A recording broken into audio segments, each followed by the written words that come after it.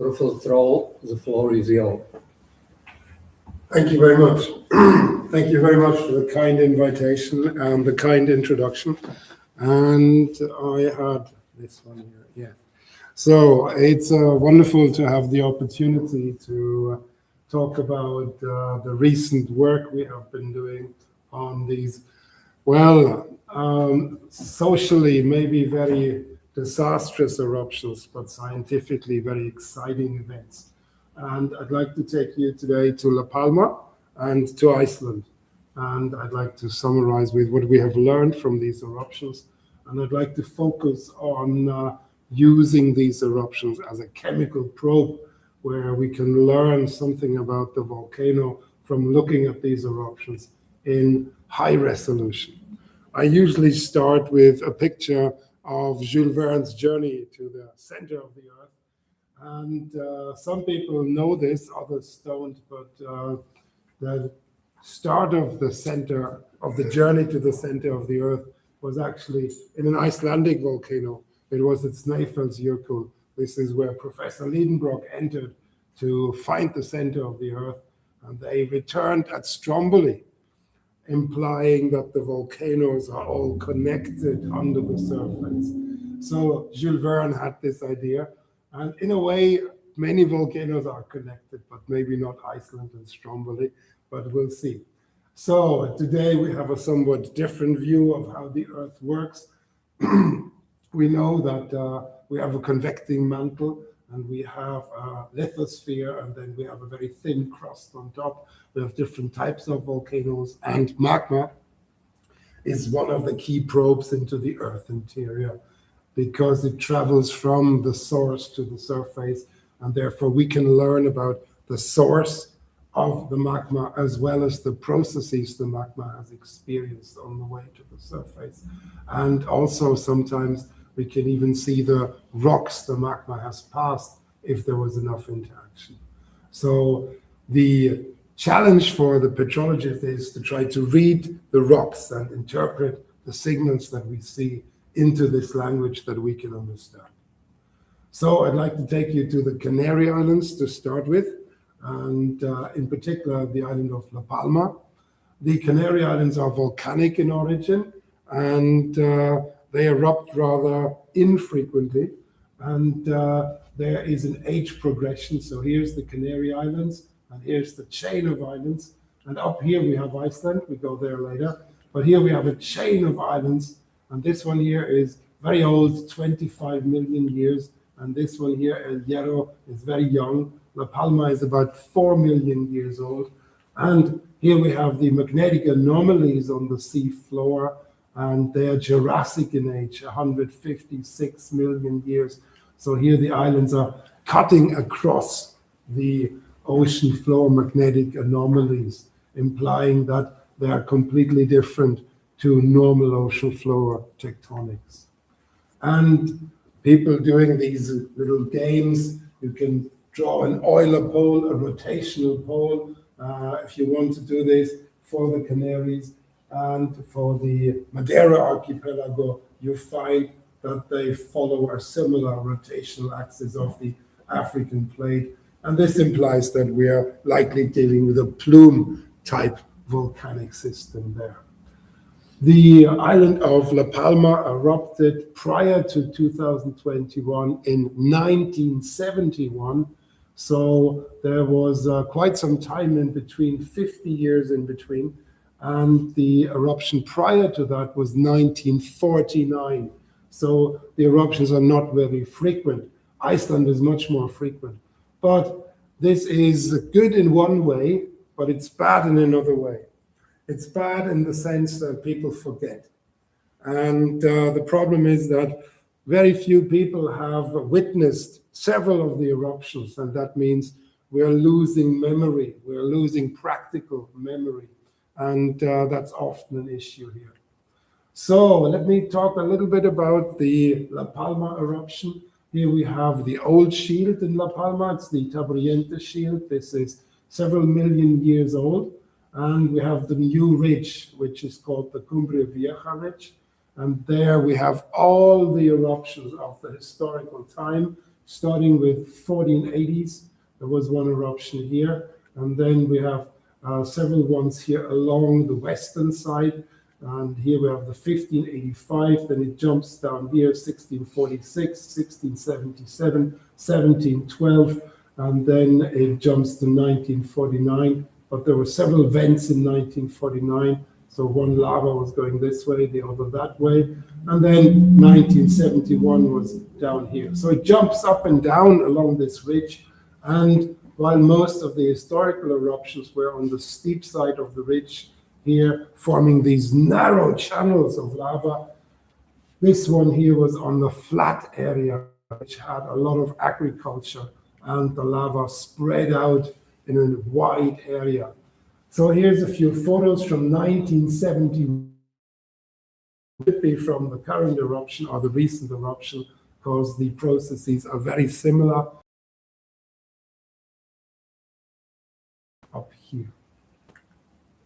So here's just a detailed map of it, and what we find is that all these eruptions look similar. There is a vent system here, somewhere close to the ridge, and then we have lavas going either to the east or the west, and then from 1 week to about 3 months, but not a lot longer, and volumes are also very much confined to this. They're very small eruptions by comparison. So, but small is one of those terms. When we look at this is a Google Earth view from just before the eruption, and this White House is this White House, and this one here is this one here. So within 3 months, this volcano grew here, and you see it during the eruption. So this is a very fast process with enormous growth rates, but it's very punctuated. So here is first day Dia Uno, and here is Dia 87. So this whole edifice grew within a short time. We had unrest there since 2017, but it was very deep. And then in September 21, the seismic unrest intensified, and the eruption began on the 19th of September at 1400, and it lasted until mid-December 21. There was a number of active vents, and the emitted products were only 0.3 cubic kilometers, so a very small eruption. And the volcano explosivity index was 3, so also not very dangerous, technically speaking. So the end of the eruption was officially announced at Christmas 2021 after a 10-day period of no activity. So here's the volcano again that grew there. And let's see if I get the video to work. This is a little impression of the eruption.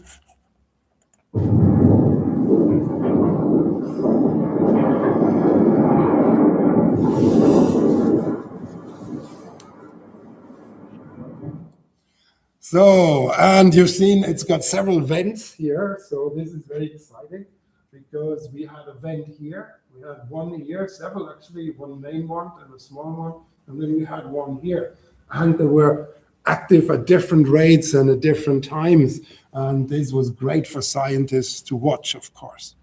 But when the eruption stopped, you couldn't go there, obviously, during the eruption. But when the eruption stopped, this is January 22, then you could actually go there. But it was very dangerous, nevertheless, because you see the blue haze. The blue means sulfur.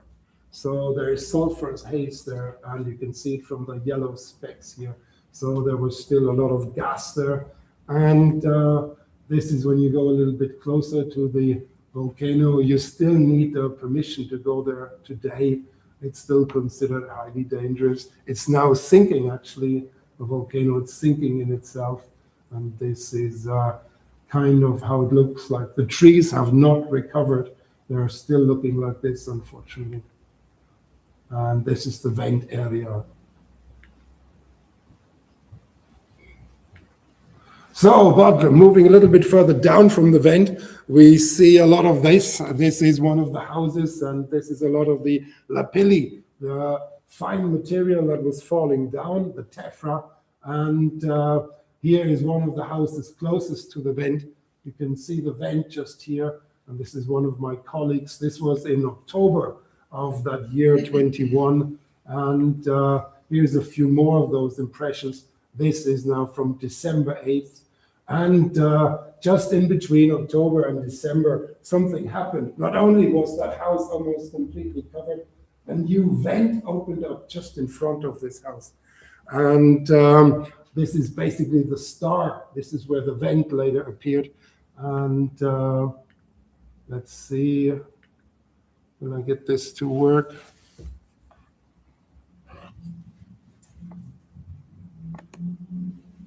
Oh no. Well, the video doesn't want to work, but I guess you get the idea. So, and the house was covered in ash, and it's still kind of not fully cleaned up. And here's the ash layers that give rise to this. So this was accumulating in only 3 months. And if you look at the ash very carefully, what you find is it has these tiny little spines at the side. This is when the bubbles grow in the magma, and then they rupture the magma effectively, and then you get these little spines. And this is part of the problem. Not only does that mean that grains are locking into each other, it also means if you breathe it in, if you inhale it, they will never come out again. You will have them for the rest of your life. So, and this was a huge problem during the eruption because there was a lot of dust in the air, and you also need to work with protection because there was so much ash at the time. So, but there was also larger pyroclastic material. You see the ash here, and then we had some of these lava bombs coming down, and I wanted to share that with you because in some of the old drawings, this is from 1677, some of the features that were painted didn't make sense to us for a long time until we actually witnessed them during the eruption. So let me show you this video here, and please, I hope this video works. Yes.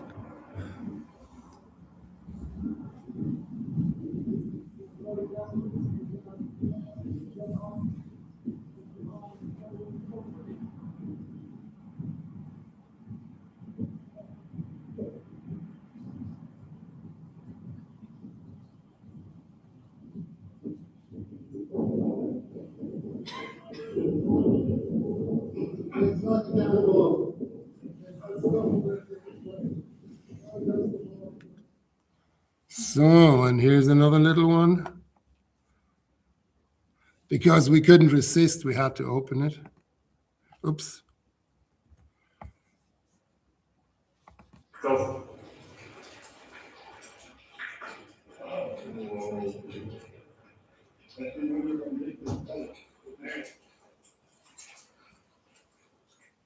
So, and what we learned there was that some of these reports we had from ancient historical eruptions of houses suddenly going on fire, although the lava has not arrived yet.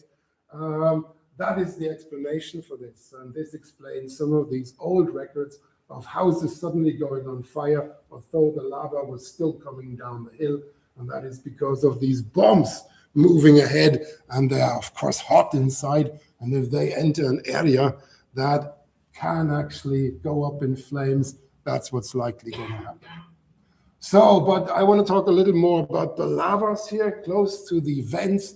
The lavas came down in these lava rivers, spectacular to watch.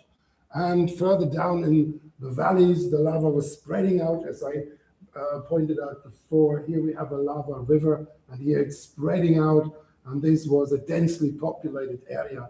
And here in this diagram, you can see this. So this is very steep, very low population density.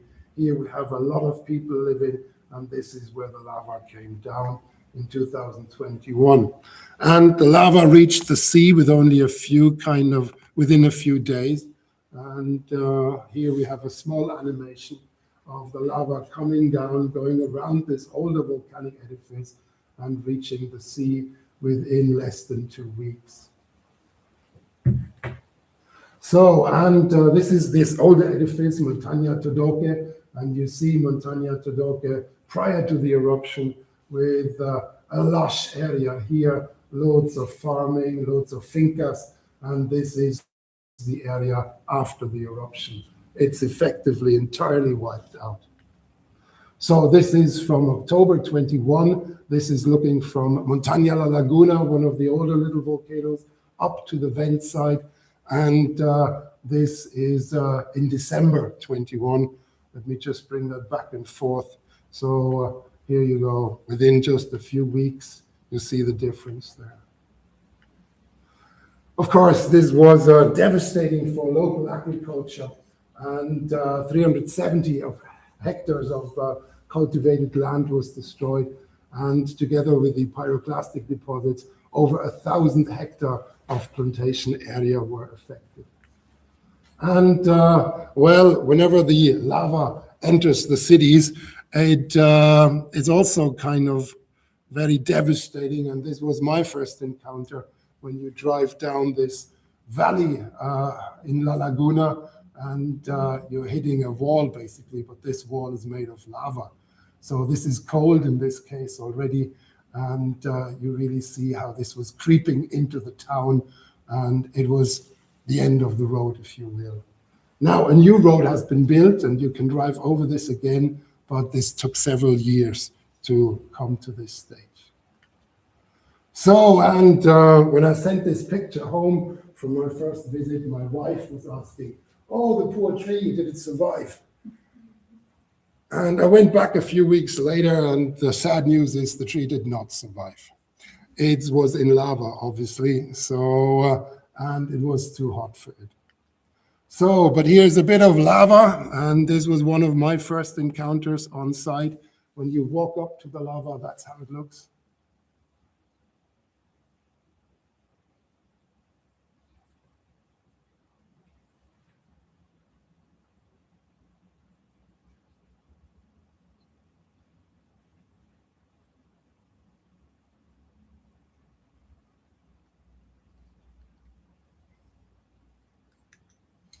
And to show you a little bit more about the power of the lava, here you are.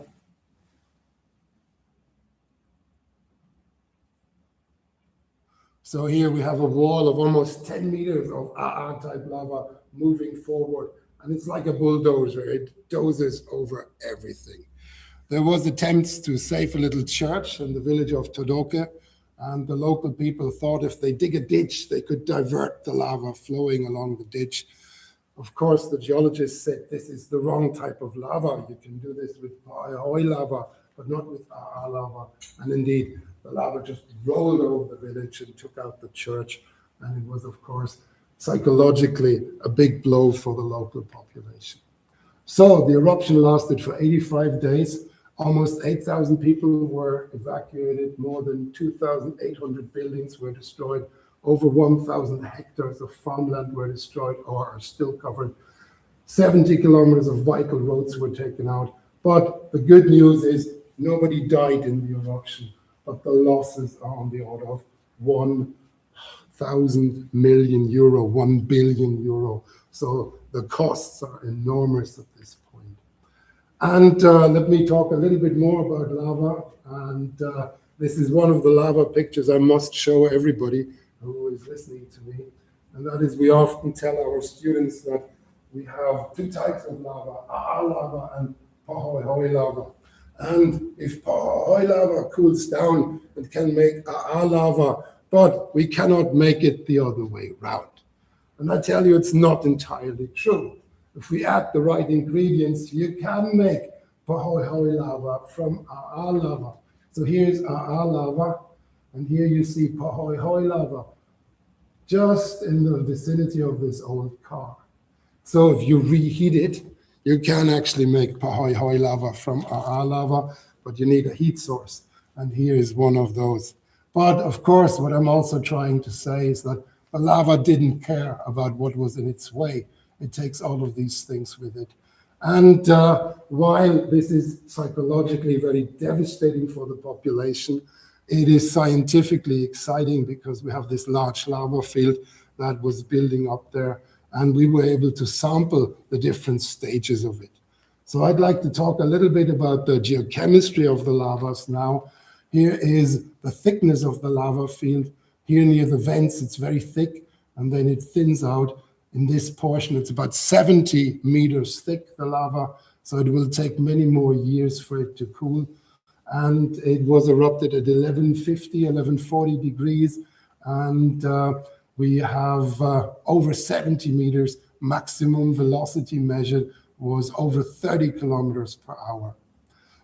So, and here's a few impressions of the lava close up. And when you sample it, you try to isolate a piece, and then you often need to cool it down. Let me give you an impression here as well. So these look kind of normal, but they are, of course, hot, these rocks. And if you touch them, you go to hospital for sure. And this is why you need to be very careful with them. So we have this laser device that measures the temperature. So you don't actually have to touch it. You can work out how hot it is beforehand, and then you can start working with that. So a few geochemical parameters here just for the flavor of it. So this is a paper we published from our successive lava sampling. And here what we see is the magnesium values. They are actually kind of changing. They're rising, and then they're plateauing. So the eruption was going more mafic, if you will. And we see this also with other parameters. Alkalis are going down, and then we are plateauing. Aluminium is going down, then we are plateauing. And we did this also for some isotopes. So here, for example, we have radium osmium isotopes. And the higher these values, the more we likely have some crustal interaction.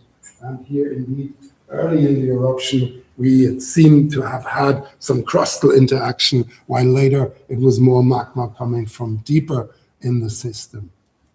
The crystallinity was also changing. In November, we had larger crystals than, for example, in September. And not only did the crystal size change, also the different proportions. Early in the eruption, we had a little bit of amphibole. This completely disappeared 2 weeks into the eruption, and we had a dominant assemblage of olivine, CPX, and some plagioclase. The intriguing thing is that we have a seismic record that's really very good, and there seems to be two main domains that have fed the eruption. The first one here, and we believe that hosted a tephritic type of magma. And then we had a deeper one hosting a basanitic type of magma. And the eruption started here at this bar. And the first 2 weeks of the eruption, there was only seismicity in this shallower reservoir, but not in the deep one. The deep one only kicks in about 2 weeks into the eruption.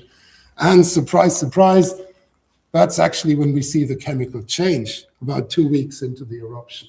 So we believe that the chemical change we see links to the plumbing system, to the architecture under the volcano. And we published this, that there's a deeper and a shallower magma chamber feeding the eruption. And I think that's now widely accepted. And if that's true, then indeed, this shallower reservoir should have seen some crustal material.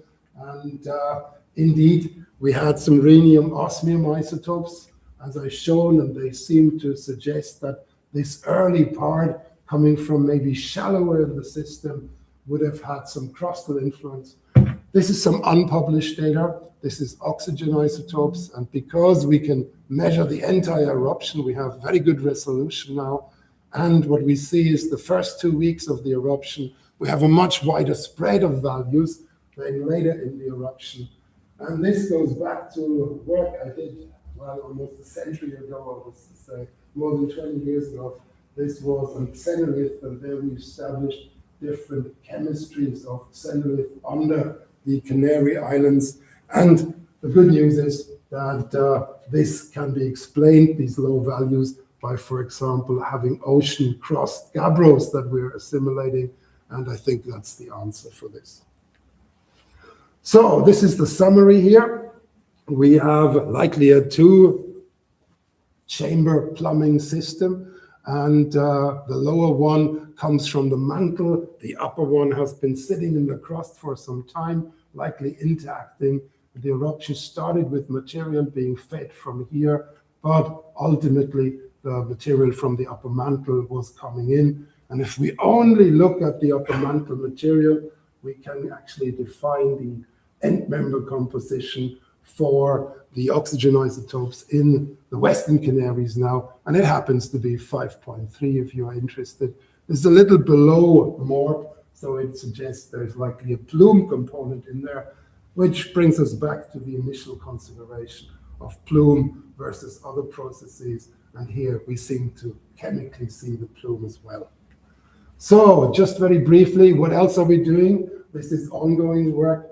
Here, one of the realities is, that when we have magma rising from one reservoir to the next and then to the surface, we're expecting some hiccups. We're expecting, like in your garden house, we're expecting some stop and go. And this may be the reason for these intensity changes that we saw during the eruption. This is the number of seismic events that we have. This is the time of the eruption. And this is the seismic events in the deeper reservoir. And this is the ones in the shallower reservoir. And we think that we can connect certain events, that they translate upwards with a time delay. And that this may be the reason for these intensity changes at the surface. Whenever a new slug or a new pulse comes, we may actually have a new event increase. And we're trying to numerically model this. This, of course, is very frustrating for the authorities, but also for the local population. But if we're dealing with reservoirs of multiple chambers, we might have to accept that these changes are normal rather than the exception. So I'd like to move to Iceland now, and before I do this, I'll take a sip of water. But also in 2021, my life changed because there was 2 active volcanoes suddenly, and it was also COVID. So it was really challenging to not only get permits and go there, but actually to do the work. So Fagradalsfjall, it sits in southeast Iceland, and here we have a spreading ridge that goes through the entire North Atlantic. And it spreads at about 2 centimeters a year. And we're sitting in this part here, in the Eruptions Peninsula, and the ridge continues submarine. And there, of course, we have a lot of submarine volcanoes as well. Again, we have a plume. The only difference here to the Canaries is that we're interacting with a plate boundary as well. We have a plume that comes up along a plate boundary. So this is the area, this is the ridge. It's not a simple plate boundary, it doesn't just do that. It's actually more like a strike-slip system. And some people call it an oblique opening system or a pull-apart basin. Different terms are out there. But effectively, it moves like this. It opens up space, and that allows magma to come up. These are not super strong and explosive eruptions. They're more eruptions that are oozing out. This is why they are so, well, friendly. At least they were friendly for quite some time. So you may have seen this before, but on the Eruptions Peninsula, we seem to have these periods of eruption. This one goes to 1,000 years before our time calculation. Then we have another one here, another period here in the Middle Ages, round about the year 1000. And then we have this large gap again that we saw several times before. And now Fagradalsfjall and Svartsengi have started to erupt again. And this led people to speculate, are we dealing with another major eruption interval that could last for decades or potentially even centuries? Well, it's possible, but we have to see. So we certainly know that there has been a lot of eruptions in a very short time, and I will tell you later, we're expecting another one in the next few weeks. So it's certainly true from our current perspective. So what happened in March 21? So this is now a good kind of reminder. It's almost an anniversary. We had a new eruption starting at Geldingadalir, and the 700-meter long fissure opened up, and lava erupted from that fissure until April. And then several new vents opened up. And here is the Valley Geldinger. Here's the neighboring valley Meradalia, and we'll come to that. And there we have a row of vents. And this is one of the larger vents. And here's numbers.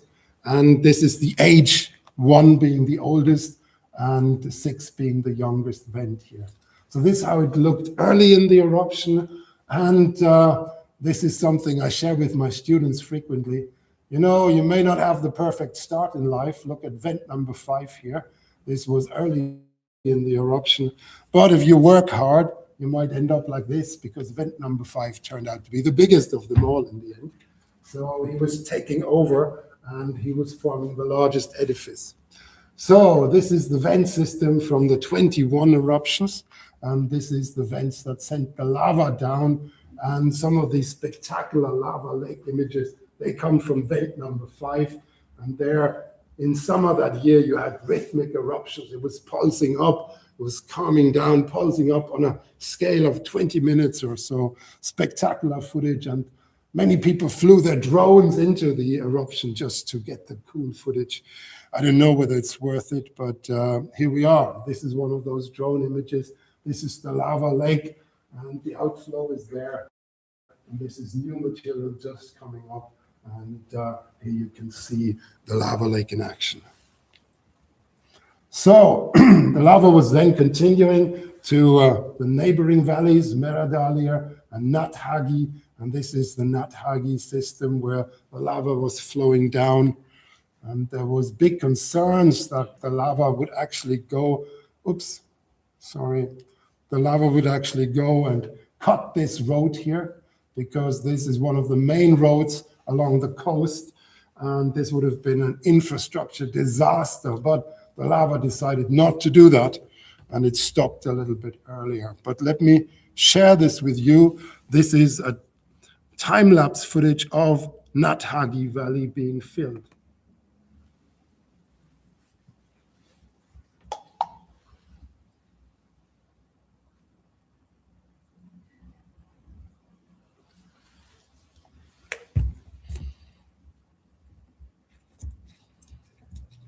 So, and here you see the lava inflating, so there's still a lot of gas in there, and it pushes the crust up. There's maybe some flow underneath as well, but this is typical that the lava is actually increasing its volume towards the end during the cooling episode as well. So that was a little kind of time lapse for filling Nathagi Valley, and this was just a few days, and now we don't need to do it again. But after that, the eruption calmed down, and in September it stopped. Just a year later, we had another eruption, Meradalia, and this was a lot smaller, but right next to the 21 valley. And again, we started off with a fissure, and I would like you to look at this little cone here, because he's going to become the biggest. So, and there it is. Here you can just see him in the background. This is the fissure as it ran up the hill, and this is where the eruption started. So this is, if you will, the very earliest pulse of the 22 eruption. And here's a little vent. So this is a baby volcano that didn't grow big. And how exciting, if you're a volcanologist, this is a baby volcano that only lasted for about 1 day.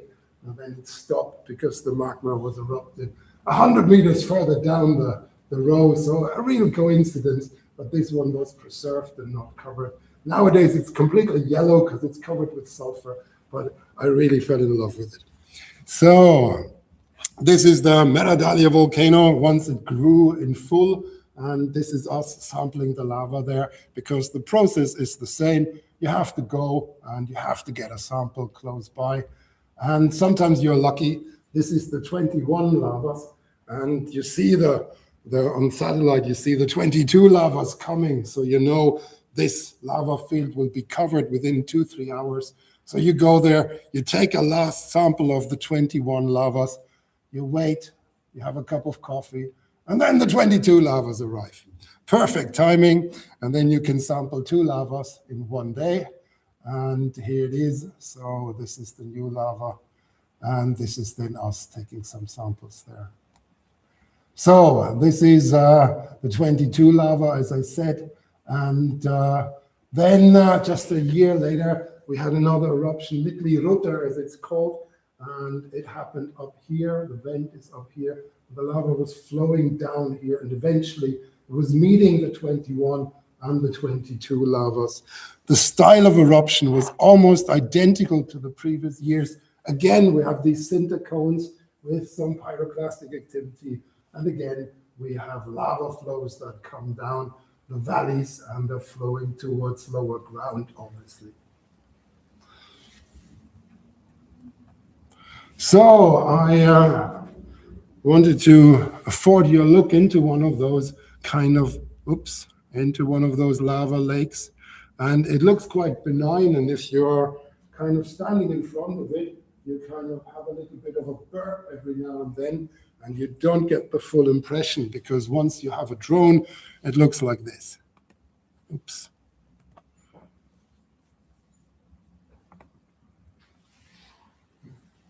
So it's really a boiling lava lake inside, and it, in this case, boiled for several weeks, and then you see a little bit of material being kind of, popped out here, and that's what you see down on the surface as these little spurts coming up, but the real action is actually hidden inside, and this turned out to be the case for virtually all of these vents. So here we have the 23 lava coming down the hills, and it actually sits in this case on the 21 lava here. This is the 23 lava, and there you see the hot new material covering the older, cooler material. Here is the front of 23 lavas traveling on 21 lavas, and here we have the 23 lava traveling on 21 lava just before it meets the 22 lava. So you get a sense of stratigraphy there. It's a mess, to be honest, but in just a few places, you can actually get a complete stratigraphy. So here now, this was just the day before they met. Here's the 23 lava about to meet the 22 lava, both on a substrate of the 21 lava. And this is when they eventually met. This is this point here. And there we have the 21 lava, the 22 lava, and the 23 lava. There's one place with perfect stratigraphy. And look, we're standing there as if we shot a lion because we're so proud that we have this one place with perfect stratigraphy. But yeah, what it teaches us is that lava fields are much more complicated than we think. When we look at these flat basalts and we see them horizontally layered, we think they're all the same. They're much more complicated. That's what we've learned from there. And that there may actually be time jumps in there as well. So we need to be very careful about this. So sampling was going on for kind of many, many months.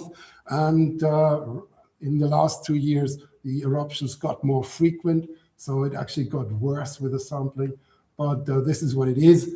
And then we had this experience. It was a bit of a game changer here because we got a donation from a steel manufacturing company about these tin suits, about these reflective suits. And the sampling is still the same. You still have to go there.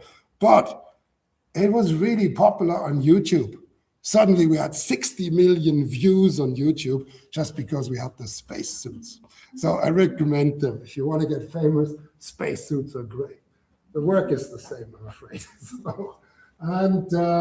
So you can kind of stay there a little longer with them, but at the end of the day, working with lava is always dangerous, so you need to be very mindful about this. So a few geochemical kind of parameters, just because that's what we do. So here again, we have magnesium. Here's the time of the eruption. This is the 21 eruption only. And again, we're going up in magnesium, we're plateauing, and then we're going down a little. And we see this for other parameters as well. Here's niobium-zirconium ratio going up, and then we're staying. This was very unfortunate, this gap there, this sampling gap. And people often ask me, what happened? And I tell you exactly what happened. This was summer vacation in Iceland. So nobody went out to sample. So, but anyway, here we are. So we have a bit of a gap there, unfortunately. But otherwise, we're getting a good sense. And activity was low in that time window anyway. So we can then start to use these trace elements to think about mantle end members. And one of the very early ideas here was that we might be dealing with different mantle end members coming in the same eruption. And this was a very exciting idea early on. So people started to play with this. Could it be that we have different end members here? And this is end members that have been proposed in the literature, and the eruption would span quite a lot of these end members, and they would change within a single eruption. So we got really excited about this, and people published this. But a little later, the first barometry came through, and people wanted this initially to come with different inputs from different systems in the mantle to the eruption. But then the barometry came through, and the barometry, this is CPX barometry. We are not really in the mantle. The deepest we have is these guys here with 15 kilometers. So the deepest we have is here, and then it's higher up. So most of the plumbing system is actually in the lower crust potentially, not in the mantle. So while this idea of mantle storage and different mantle contributions was really attractive for a short while, it seemed to start to fall apart rather swiftly, unfortunately. And it was really put to rest with this paper here, Data 24, that again, like in La Palma, showed that there was an early contamination signal in the very earliest magmas. And again, that would be consistent with magma being stored in the crust and being reactivated by new mantle material coming in. So, and there's this paper here, I recommend it if you're interested, deep crustal assimilation during the 21, and this implies it's not mantle storage exclusively.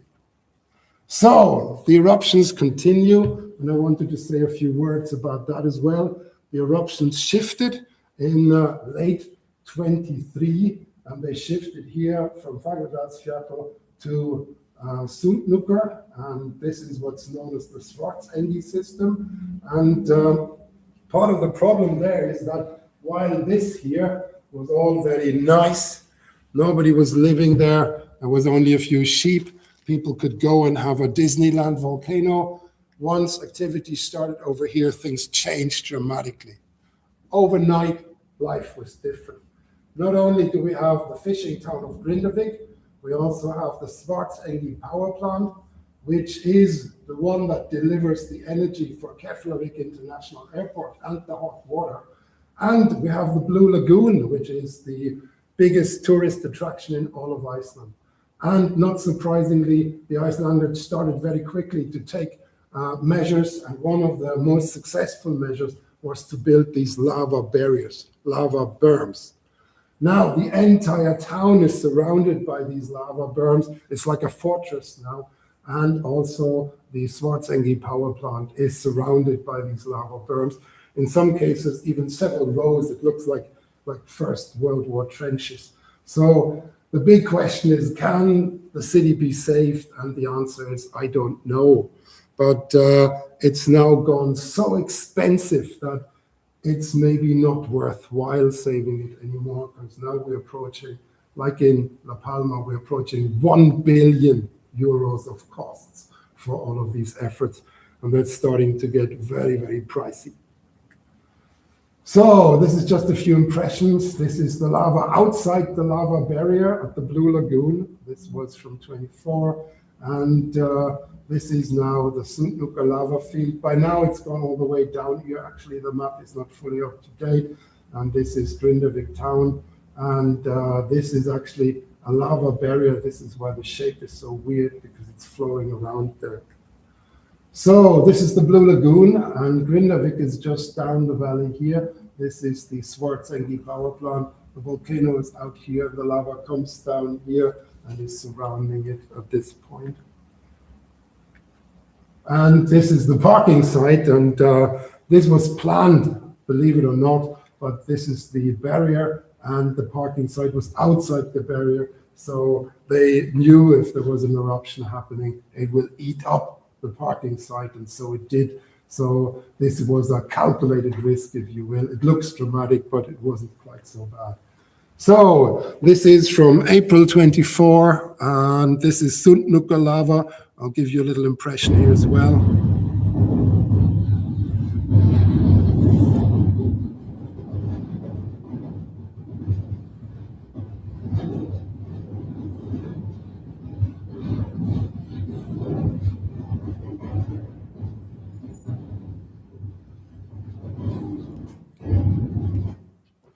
I think you get the idea. So this lava, when it comes, it's very hard to stop. And it comes relentlessly, although it comes slow. You can walk away from it usually. But if you have objects that cannot be moved, you have a bit of a problem. And this is where these lava barriers have turned out to be so useful. In red here, the lava barriers. Here's a double lava barrier because the first one was breached actually. And here's the one that goes around the Blue Lagoon and the Schwarzenegger power plant. And actually, this hot water pipe to the Keflavik airport was cut several times during the eruptions. And also this road here to Grindavik was cut several times during the eruptions. But the Icelanders are very quick to rebuild it. In fact, they even have open roads going through barriers, and they have a fleet of trucks close by. If the eruption starts, they can close that hole within less than 2 hours. So they are really on standby. It's like the Volcano fire brigade. They will close these barriers in no time. By the time the lava comes, these things are closed off. And the lava reached Grindavik town at one occasion, and here's a few impressions of this. So here's lava inside the village. All the houses that got destroyed were new houses. Nobody lived in them yet. They were in the outskirts. And here's a few impressions of some of the earthquake damage. This is what I call the bendy house, because you can see how it's bending down. There's open cracks in the surrounding, of course. No, we don't need to do that. And, well, many of the infrastructure needs to be redone. I'm going to take you now on a very short drive on what I experienced as quite an intense situation. I'm going to take you on a drive on the lava road in Iceland. So whenever the eruption happened, the Icelanders go there very quickly, and they put gravel on top of it. So this lava is only a few days old, and as you can tell, it's still hot.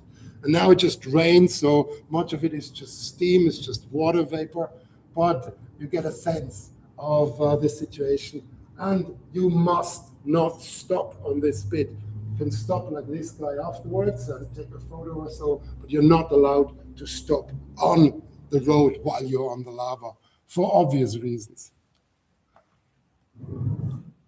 So, this is the eruption sequence now. It started off with this one event, Geldingadalur 21, then we had Meradalia, then Little Rutur, then we had a major earthquake here, and then the Sundnucker event started, and they're coming in quick succession, bang, bang, bang.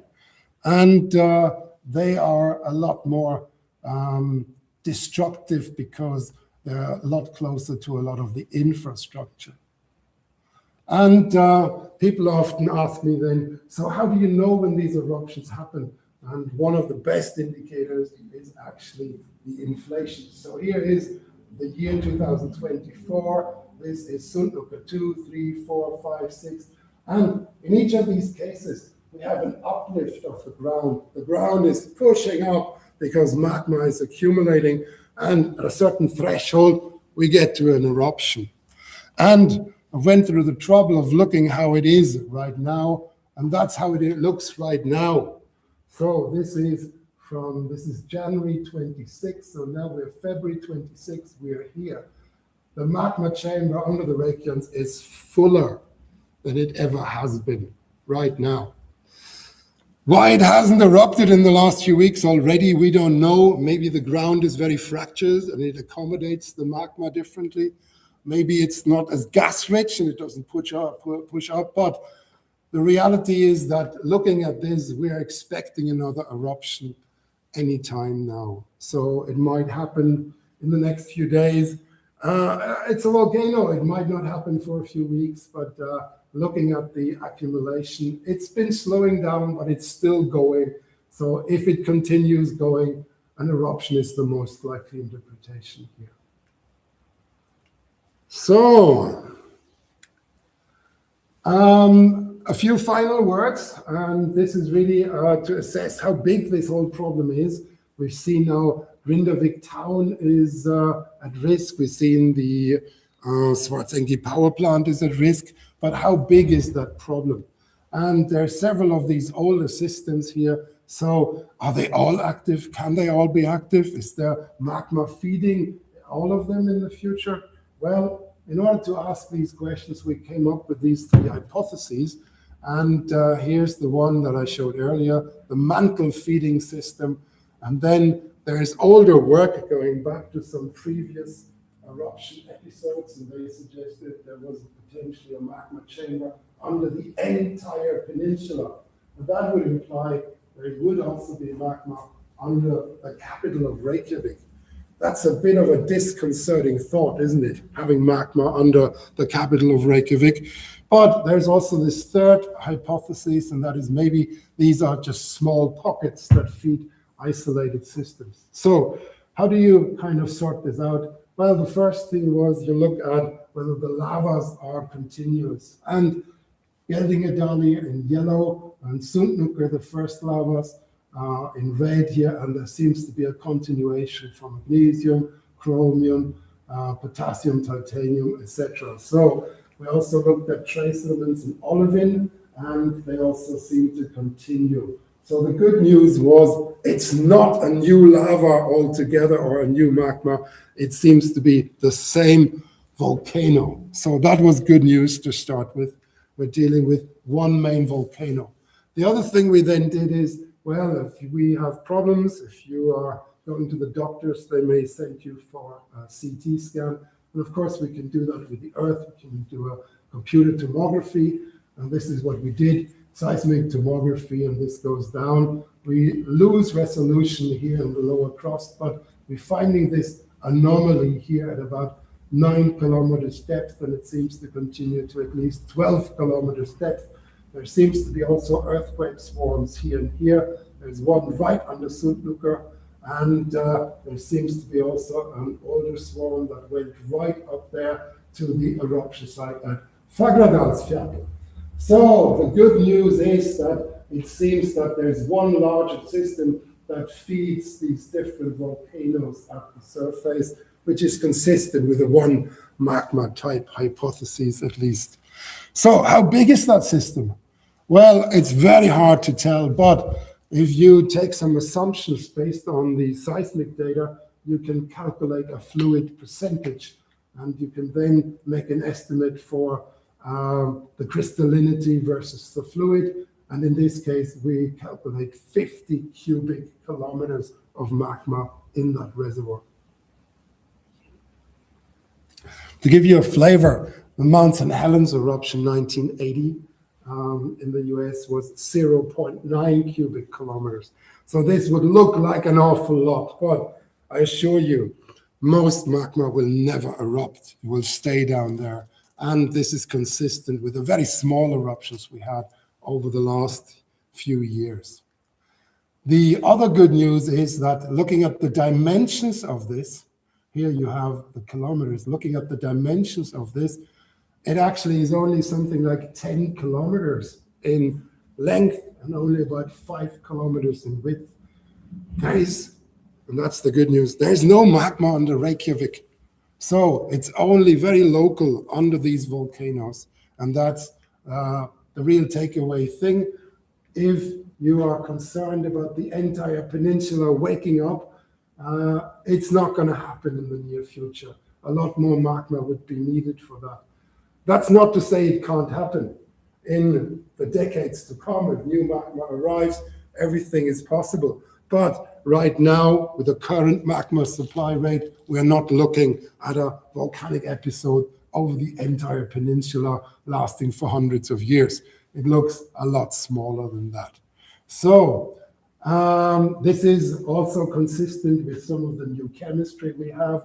And I don't want to go into the details, but now we're actually seeing this initial plateauing. It's changing a little bit, and we are now fractionating a little more. And here's some oxygen isotopes. And for those of you familiar with oxygen, the upper crust in Iceland has very low oxygen values. The mantle has values in that gray area. And now we're moving towards somewhat lower values, which is consistent with the idea of magma being stored high up in the crust as well, directly under the volcano, and not new magma coming in all the time from depth. So the system seems to, despite the fact that we are expecting an eruption, the system seems to calm down a little. But of course, there can be changes, there can be more tectonic events, there can be more magma coming up as a consequence, things can change. But if it stays like this, then that would be my personal prediction. So what have we learned? Multi-reservoir magma supply systems are messy. They're not simple. They are actually very complicated. And so far we thought of basaltic eruptions as simple, but they're not. They're actually very complicated. At present, it seems that the volcano plumbing system under the Reykjans is a single one, but it's branching. And that causes us some of the headaches that we are having. It shifts the magma eruptions from one place to another, not always to our convenience. But the eruption frequency is also very high, so we're expecting more events there. But how this will unfold with the infrastructure, we will have to see. The eruption frequency in the Canaries is a lot lower. And if you do the calculations, there is a 50% possibility of another eruption on the Cumbre Vieja in the next 50 years. So it's bad enough if you want to buy a house there, but it's not as bad as if you live in Trinidad. So you need to think about this if you're interested in this kind of things. And Spain as a country needs to think about this because we will have more eruptions and there will be more people affected.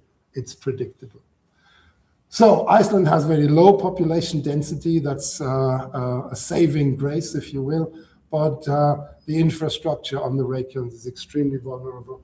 And the bitter lesson here is that rifts, whether they are volcanic rifts like on La Palma or tectonic rifts like on Iceland, rifts don't care about what we do at the surface. They will do what they want to do. Rather, and this is where I'm, trying to make a point to all of us, it's rather us who need to learn about rifts and volcanoes in rifts and trying to take the good things away and avoid the bad things, rather than blaming the volcanoes for being bad without having done the homework of trying to understand them. So I say thank you very much, and I hope you found this a little bit of interest.